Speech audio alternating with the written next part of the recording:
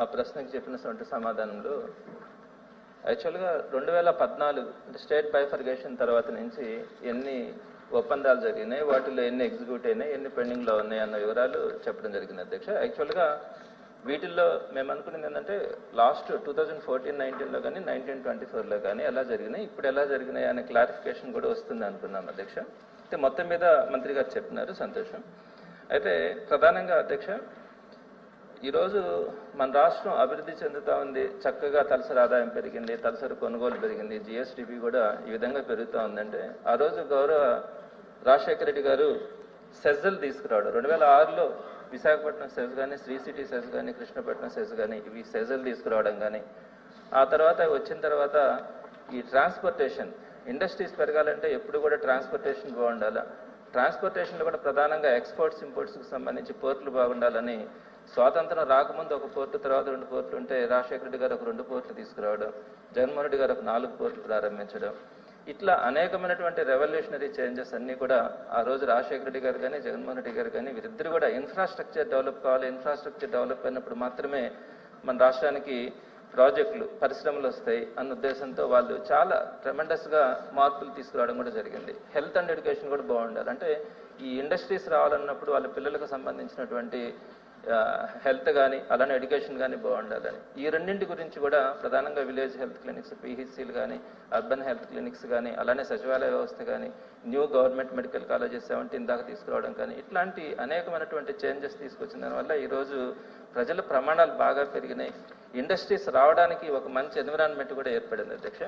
అయితే జగన్మోహన్ రెడ్డి గారి టైంలో కోవిడ్ ఉన్నప్పటికీ కూడా అంతకుముందు ఉన్నటువంటి ప్రభుత్వాల కంటే కూడా జగన్మోహన్ రెడ్డి గారి ప్రభుత్వంలో పరిశ్రమలు రావడం అంటే ఇన్వెస్ట్మెంట్స్ జరిగినటువంటి పెట్టుబడుల సంఖ్య కానీ తక్కువ ల్యాండ్తోనే, అంటే అంతకుముందు 12,000 ఎకరాలు దాకిస్తే 6,000 ఎకరాలతోనే మనము ఎక్కువ కంపెనీస్ తీసుకురావడం కానీ, దాంట్లో ఎంప్లాయ్మెంట్ జనరేట్ చేయడం కానీ చాలా అద్భుతంగా కూడా జరిగింది అధ్యక్ష. సో ఇప్పుడు నేనేమంటానంటే గౌరవ మంత్రి గారిని, అంత ఎన్విరాన్మెంట్ అంతా బాగుంది, పోర్టులు వచ్చినాయి, ట్రాన్స్పోర్టేషన్ బాగుంది, కావాల్సినటువంటి ఇన్ఫ్రాస్ట్రక్చర్ ఎవ్రీథింగ్ హెల్త్ అండ్ ఎడ్యుకేషన్కి సంబంధించిన దగ్గర నుంచి ప్రతి ఒక్కటి కూడా చాలా చక్కగా డెవలప్ అయింది. కాబట్టి ఇప్పుడు మనకి కంపెనీస్ కానీ ఈ పరిశ్రమలు రావడానికి చాలా మంది ఇంట్రెస్ట్ చూపించేదానికి కూడా అవకాశం ఉంది. మన రాష్ట్రంలో పేదరికం కూడా ఇంకా చాలా ఉంది అధ్యక్ష, అంటే ఎంత అయితే మనం అభివృద్ధి చెందుతా ఉందని చూస్తూ ఉన్నామో, యావరేజ్ తలసరి ఆదాయం చూస్తూ ఉన్నామో, పేదరికం కూడా ఉంది.